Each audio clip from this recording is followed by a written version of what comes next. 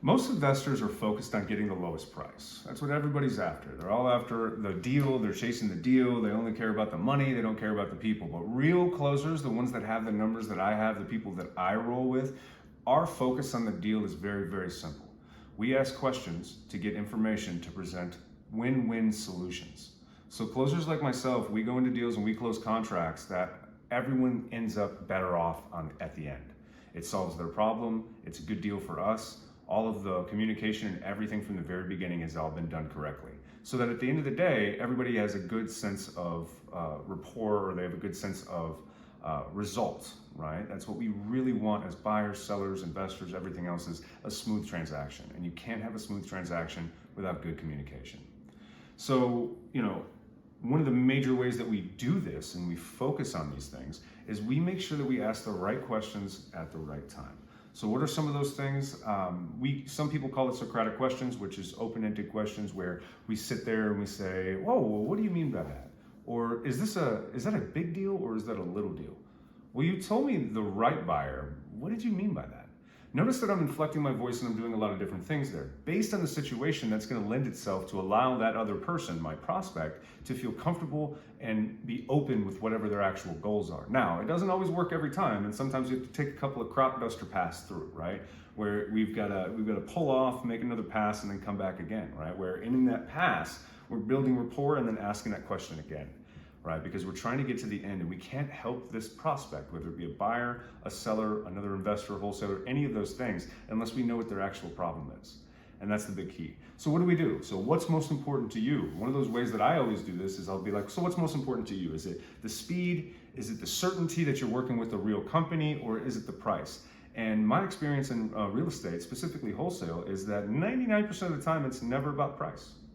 So what does that mean? It means that there's other things that need to be brought to the table other than price. So what would make this a win for you? Or how we say it in our thing is, what would give you the warm and fuzzy? Mr. Seller, I'm thinking about it here. I'm not getting the warm and fuzzy from you here. Just ask the question. And then throughout asking those questions and moving back and forth in that pocket, you find the trade-off zones. That's what I'm choosing to call it, is a trade-off zone, which is, okay, so the seller wants more, right? Well, maybe we can't offer more price, but what we can offer is a faster close, right? Dependent, but you can't offer those solutions unless you have the problems presented. And so, I'm not getting it. I'm really not understanding, or I'm really not feeling that, Mr. Seller. Well, what is it about it that has you uncomfortable right now? What makes you unsure about this transaction? Is it me? Did I do something wrong? And this is something that we call boxing objections, where we say, well, is it the process? Okay, is it the actual price on the property, or maybe I did something wrong? Did I do something wrong, Mr. Seller? And then you ask them that, because a lot of people don't want to do that, and then they'll all end up with the right conversation along the way. They'll end up disclosing more information because you've built rapport, you've built trust, and they believe that you are a true professional. So the buyer hesitant, well, I'm not sure. Well, highlight long term, right? So when we move into buyers, right, because this is sellers and buyers, it's asking them what it is about it. So you have to be able to articulate it. You have to be able to talk to these people like people and say, okay, well, what's your exit strategy? Oh, your long-term rent. Okay, I understand that. Okay, yeah, this one probably won't work as a long-term rent, but for the short term. But I mean, what about long-term? What are you trying to do with the property? Are you just trying to flip this property? Or are you long-term renting it? Or are you turning it into an Airbnb? What is exactly your goal, right? And if it is long-term rent, then we can start talking about other things. Well, there's no cash flow here. Yeah, well, there may not be cash flow here, but there is a 3% mortgage for $300,000 here. So you're renting that money at 3% instead of the static 7 or even 10% that us investors have to pay. So in the long run, does that equal itself out? In 10 years, when you refinance this property and you've paid down that debt another 10 years, you see what I'm saying here? We're talking about long-term thing, and we're shifting the perspective from short-term gains to long-term gains and seeing if there's somewhere in between there that we can come and work out a deal that is both a win for the buyer and a win for me, the seller, in this situation. So the tools of the trade, let me just talk about this here real quick. How do you get good at navigating these conversations? The simple answer is, you gotta shut the fuck up. You gotta ask questions and be inquisitive and not judgmental, right? We're here to help that client, whether that be a buyer, a seller, another wholesaler, whoever that may be, and you're not gonna get there by talking more. You should be talking less than 25% of the time, which for somebody like me, that's pretty tough, right? I got a lot to say. but I still use silence as a tool because I'll ask a question, and especially when we're talking about price. There's a very methodic approach towards doing this, and through working with me and staying on this channel, you'll see my scripts, you'll see how we've broken this process down into an assembly line, which is also referred to as a sales funnel. If you think you're not in sales as a wholesaler, you're just wrong. And so you still need a system, you still need to build those things out, and that's where we go, right? So along that process, they go through a setter, they go through a process, and they get to a contract call. That contract call is so important to shut the fuck up, right? We go over it, yes, we tarp, yes, we go over those things, we talk about what we're gonna do on the meeting, and then we also give them the permission to say no, but in that process, we also shut the fuck up. It's that simple. Hey, okay, well now, with that said, Mr. or Mr. Seller, the property qualifies for $220,000. It's gonna get awkward. It's gonna be weird. You're gonna want us to talk because that's our natural disposition, but it's not your turn to talk, so shut up. It's that simple. And then we always wanna try and anchor with numbers, and creative finance people talk about this a lot, where they say cash, cash, cash, creative last. In fact, I adopted that because it makes perfect sense, and for a couple of reasons.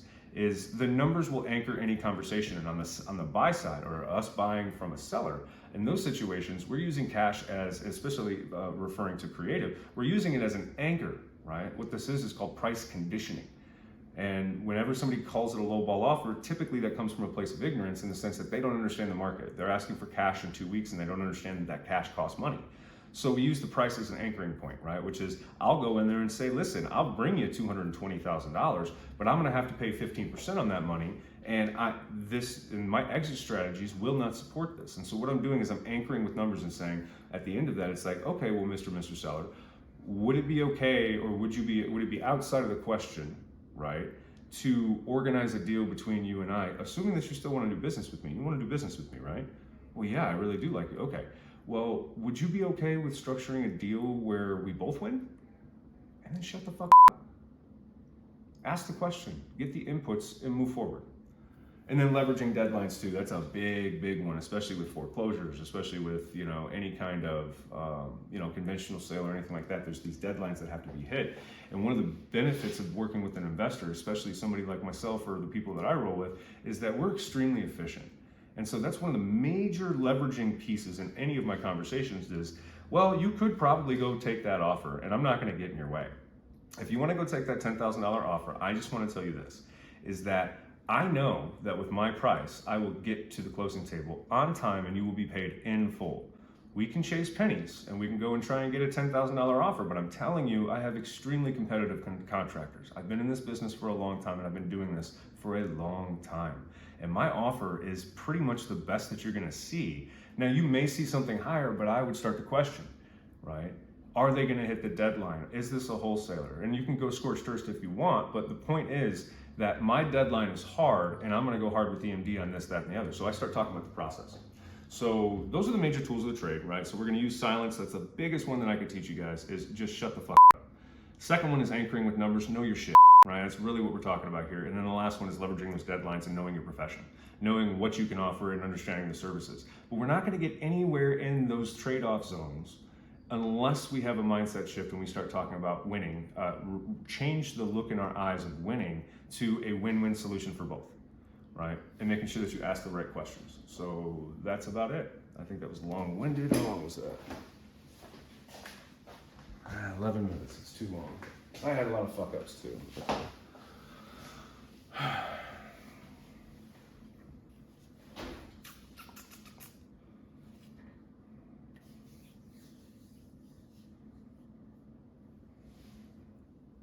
What's up? I'm Eric, and today I'm going to talk about the art of negotiation. Right now, it's a quick video. If you want to know more, just like, comment, subscribe, give me your comments in the chat, and if things do take off and there's a lot of people that want to hear something, I'll make a video about it. It's that simple. But here's the hook. Here's the hook. Let me go here. Most investors are focused on getting the most money out of a deal. Hold on.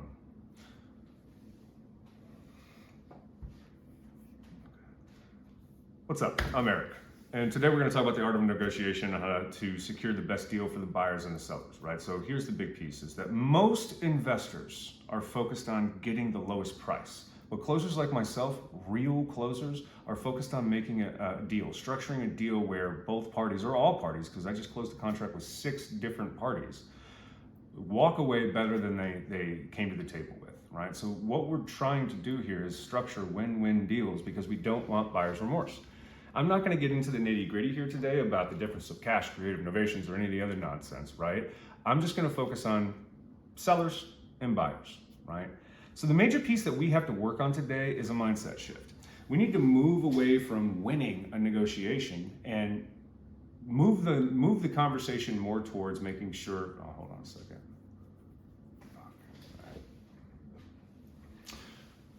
Most investors are focused solely on getting the highest price, right? Or buying at the lowest price or selling at the highest price. But real closers like myself and the people that I roll with, we're structuring deals where everyone wins. And what does that mean? It means that they're leaving the table better off than they came in. And the only way that you can really get there is by asking the right questions, finding those trade-off zones, and then using the tools of the trade that I'll teach you or anybody else that you're following will likely do as well, to adapt and overcome those objections, right? So that's the whole piece here. But in order to get here, we need to have a mindset shift. Now, I don't do a lot of mindset stuff, but this piece is really important, right? You're not winning. Everybody's talking about winning. Charlie Sheen winning, right? I'm aging myself here. But you're not winning a negotiation if the other party feels like they lost. Let me say that again for you. You're not winning a negotiation if the other person feels like they lost. And just because they're in this sales system, and this is very much the Grant Cardone mindset, where we're just going to bring up a bunch of urgency and do a bunch of crazy shit to make them get into an emotional state to tell you yes. At the end of that, if you haven't done the right things in the very beginning, which I'll kind of cover today, then you're going to end up with buyer's remorse. And especially when we talk about more complex deals like creative or innovations or things like that, that's danger. You're going to blow up at the finish line every single time. You're going to hurt people. It's not going to be a good time. And you're going to give all the rest of us a bad name, right? And I'll call you out directly, right? So you got to make sure that you're doing that. You need to go in there with the right mindset and make sure that you are trying to structure a deal like we do that is a win-win on all parties. Now, none of these deals look the same. Right? A win-win could look very different from party A to party B. We don't know until we get in there and start asking those questions. So that mindset shift in tow, right? What are these questions that we want to ask? We want to ask these open-ended questions because you can't present a solution to a problem without truly understanding the problem. And another way to say that is a problem well-defined is half solved. You've probably heard that before, but it's very, very accurate, especially when we're talking about sales and we're talking about something as serious as selling and buying a house. So what are those questions, right? I'm telling you to ask better questions, and I don't even know what questions you're asking. My point is that these open-ended questions and staying a step behind our prospect are very, very important. So what's the most important thing to you? That's a question that you could ask on every single phone call. What would make this a win-win for you? The way that I say that more often than not is I say, well, you know, Mr. Seller, Mrs. Seller, I'm just not getting that you have a warm and fuzzy. Am I off here? Am I sensing something weird? Well, no, that price is, I don't know. See, what I just did is I stopped myself and I took a step back and I stepped behind my prospect. I want them to close themselves. I want them to feel like they're getting a win. I want them to know that they're in good hands. And the only way you do that is not forcing somebody down a path. You have to let them walk it by themselves, and you're on their time, folks.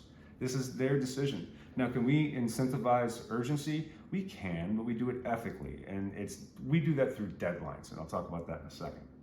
So in asking these questions as we go through, Socratic or otherwise, right, we're inquisitive, not judgmental, and we're there to help them, so we have to let them talk. Now, if they're rambling, you want to try and get that back on, and that's where the sales training comes in. Come see me on Tuesdays and Thursdays, and we'll be doing live calls where you guys can actually see this.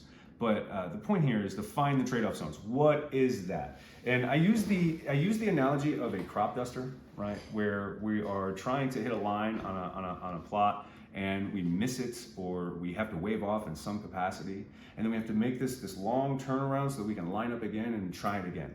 And you have to do that over and over and over in a conversation to get to the real root cause of why they are even willing to sell their house. Is it a want or need? And that's what we're trying to identify today. So how do we find those trade-off zones? I just told you by asking questions. And so what if the seller wants more, right? So this is a perfect example of a trade-off zone where you get to that point, you ask those questions, and wherever you're at in the conversation, they're like, nah, man, 150 is just not gonna work. I think I need 175.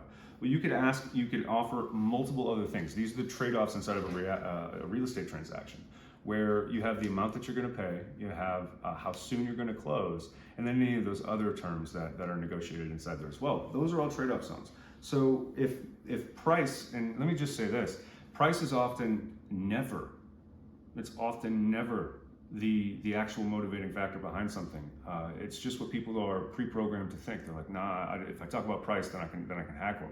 Well, in this situation, it's not. So we can offer a faster close if that solves the problem, though. And you won't know that unless you've done the first step, which is ask those questions. And then you have all of that when you get to the table, right? So if you follow me and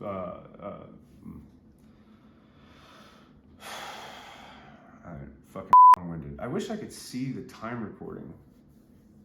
3 to 5 minutes. 3 to 5 minutes. All right. I want to talk about trade-offs. So the seller wants more, offer faster close, leasebacks, or creative terms. Yes. Buyer says that. Highlight the long-term ROI, not just today's price. Tools of the trade. Use silence. Anchor with numbers and leverage deadlines.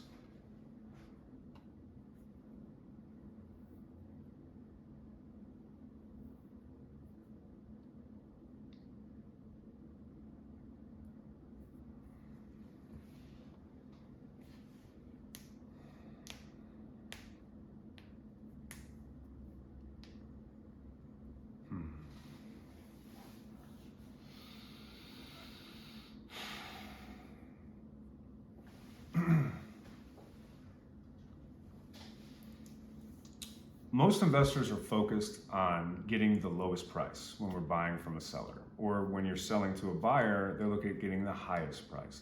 But oftentimes, at least in my experience, price is almost never the motivating factor. It's always something else.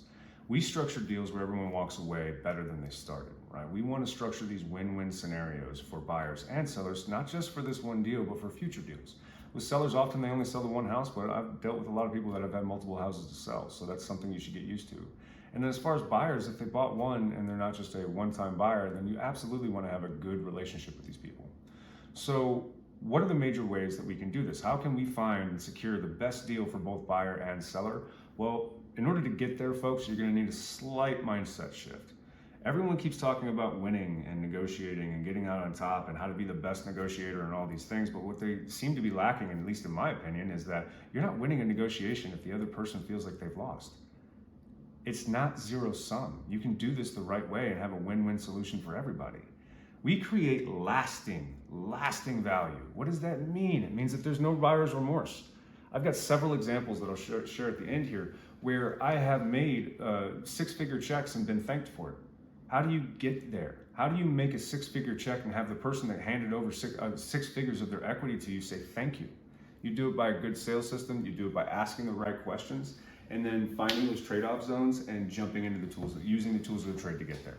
That's basically how that rolls out. So the mindset shift, like I said, is moving from the winning, right, from that zero-sum mentality into structuring deals that will feed everybody mentally, emotionally, spiritually, all of that fun stuff. Everyone needs to feel like a win-win. And we get there by asking those questions, right? So one of my favorite ways to do this is almost on every call, especially contract calls, because I have a system, right? I have an assembly line. Where there's setter, prospect, contract calls. And on those contract calls, which are typically what I go on for, those calls, I almost always at the very end, I always pull back. And you'll learn this through hanging out with me, that I am not formally sales trained, but I have read a lot of books on this, and I understand people to a high degree with a massive level of empathy. So I have an ability to have real conversations with stressed out, wonky people. That said, I ask a lot of questions. And one of the big pieces that you'll hear me say here in a minute is I shut up. And for somebody so long-winded and with so much to say, it was a skill that took a long time to master. And this is what it was, is I ask very open-ended questions, right? I wait to answer problems with solutions until I fully understand them. I make the prospect repeat whatever that problem is multiple times so I can fully understand the situation. And then I ask questions like, well, what's most important to you? Speed, certainty, or price? Because typically it comes down to one of those three things, which is, well, price, everyone thinks everything's about price. It's not. 99% of the time it's not. But speed is often a big thing for true urgency, right? So when we talked about in previous videos, and I'll talk about again, is the difference between motivation and urgency, right? Motivated is I want to sell, urgency is I need to sell, right? I'll give you an example of I want to sell my house and move to the Cayman Islands, but I need to sell my house because the cartel's after me, right? One of those has a lot of urgency and the other is just a want, right? A want versus a need. And so we ask those questions. So what is most important to you while asking these questions to a seller or a buyer? Is it speed, certainty, or price? And if it's not going to be price, then speed is often one of those big motivating factors, and that's where you can explain how to use that in a second. But speed being one of those main things, and certainty is it that you want to make sure you're with a big company. When I was a new wholesaler, I've lost several contracts. Hell, I've lost them as early as last year for not having this rating, or somebody else having more business, or they just want to work with a real company, right? Like New Western or some craziness, right? Where you're literally just a number. I totally get it though, right? And then one of my favorite things to ask on almost every single contract call is this giving you the warm and fuzzy? That's what I say. Another way of saying that is, what would make this a win for you? I don't like to really say that for my own reasons. It's just not how I flow. But my big piece is, well, Mr. Seller, Mrs. Seller, I'm just not, I feel like I might be reading too much into this, and you can help me understand this if I'm crazy here, but I'm just not getting the warm and fuzzy from you guys. It still feels like, this is work to you. Is this giving you any kind of satisfaction? And if so, I mean, like, what would give you the warm and fuzzy?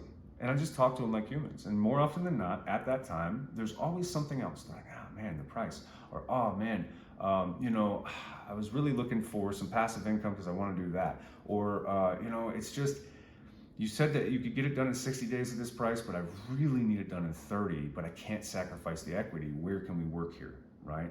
And that leads us into what I just defined as a trade-off zone. What does that mean? It means that the seller wants more. Okay, well, maybe we can offer a faster close date. Maybe we can give them a lease back, right? If you don't understand what that is, again, like and follow. I'll explain all this stuff. Or if it is actually the price, there's a million things that we can do with prices. And I'll explain a couple of examples there for a second. Or if they're hesitant in any way, shape, form, or fashion, you just, especially when we're talking to buyers, let me switch gears here to the buyer side of things, which is, oh, the price is too high. I hear that from every buyer every single day. It's because they're good they're good negotiators, right? You never take the face value, especially when you're buying something like that. And so they always start low, and then we always have to work our way into the middle. So they're like, well, we get to the non-budging point where it's like, no, I need this. I can't sell it to you here without me having to go back for a reduction. And the likelihood of me getting a reduction is pretty slim because I understand the situation with the seller because I asked the right questions, and I got them to say, give me the full details so that I know what I can and cannot do with this deal, so I don't have to waste their time, waste my buyer's time, or better yet, waste mine.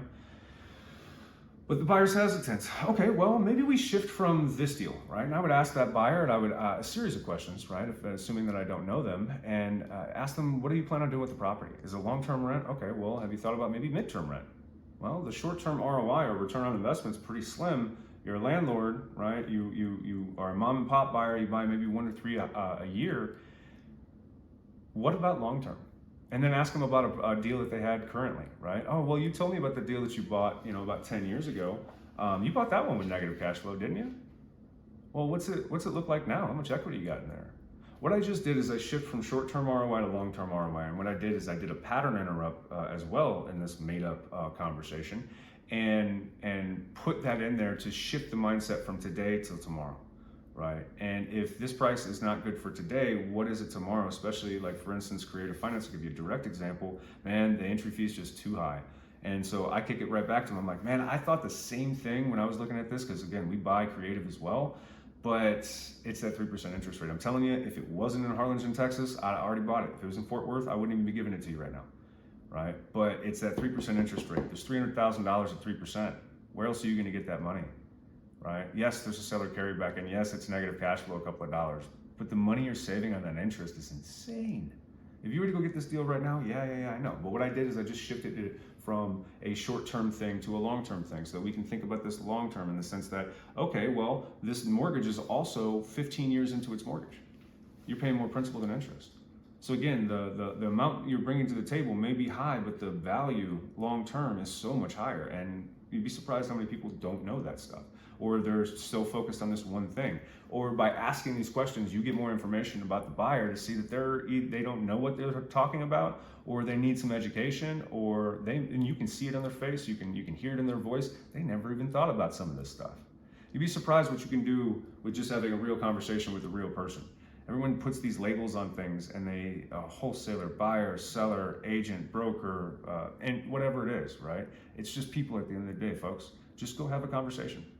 And so we get there, and all of those skill sets that I just elaborated on, right? All of the knowledge and experience I have, which is the tools of the trade.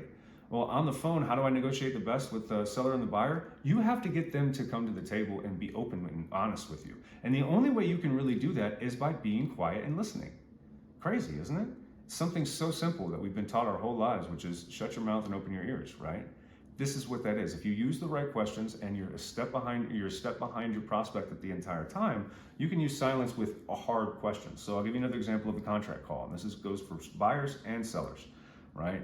When I get to that contract call, there's already a series. There's an assembly line that gets us to that point. There's a funnel where they're being produced and moved down the line. And when they get to that point, you've done all of this work, asked all the right questions, you've done all of the roadblocks, you've handled all this stuff so that they can make a confident yes or no decision.